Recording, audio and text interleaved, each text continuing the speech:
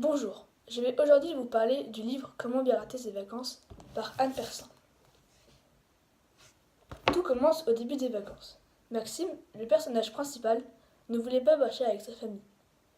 Mais aucun de ses amis ne pouvait l'inviter car eux aussi partaient avec leur famille.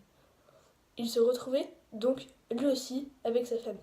Mais sa sœur allait partir en colonie de vacances avec sa meilleure amie et ses parents allaient partir en randonnée en Corse sans connexion. Maxime se retrouva alors seul chez sa mamie. Mais ses vacances n'allaient jamais se passer comme prévu.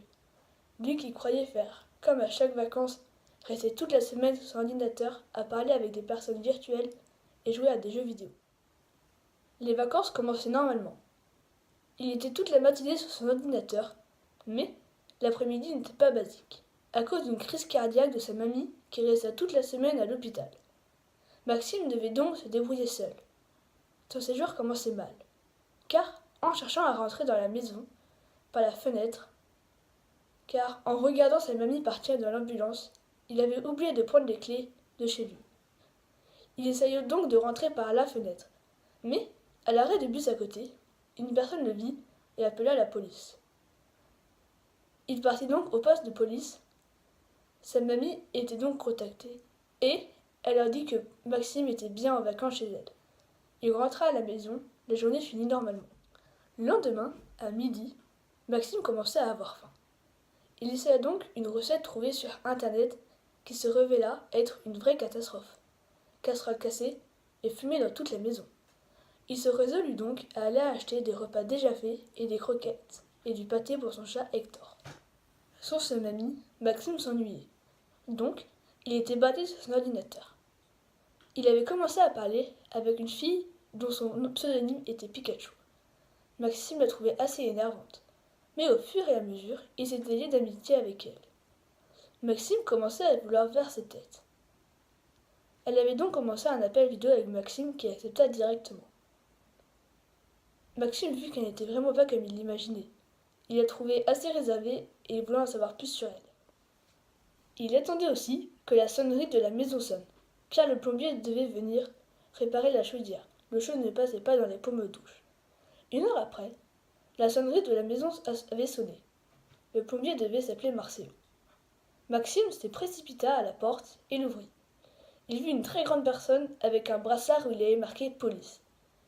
Il reconnut donc le grand policier qu'il avait arrêté le jour de la crise cardiaque de sa grand-mère. Il venait pour vérifier si tout se passait bien, sans sa mamie. Il remarqua que tout allait, et lui avait demandé si des gens venaient parfois et Maxime lui dit que oui, et que tout à l'heure un plombier devait venir pour réparer la chaudière.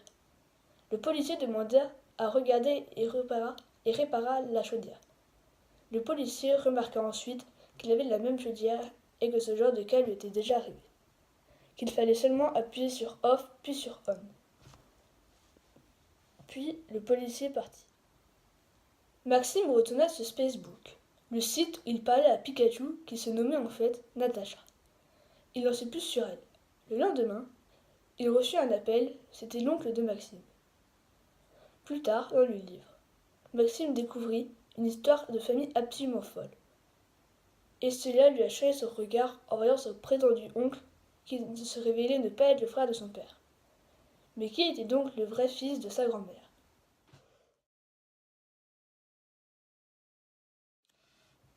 J'ai bien aimé ce livre, car il a été réalisé de nos jours. Et que donc, le vocabulaire du livre utilisé correspond à peu près à celui que nous utilisions de nos jours.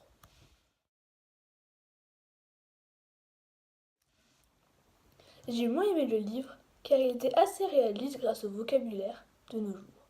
Mais l'histoire était un peu imaginaire, car sa mamie fait une crise cardiaque, une découverte de famille et être seule chez sa grand-mère pendant une semaine est un peu dur à imaginer dans la vraie vie. Le genre littéraire du livre, c'est roman. La durée, c'est pendant une semaine.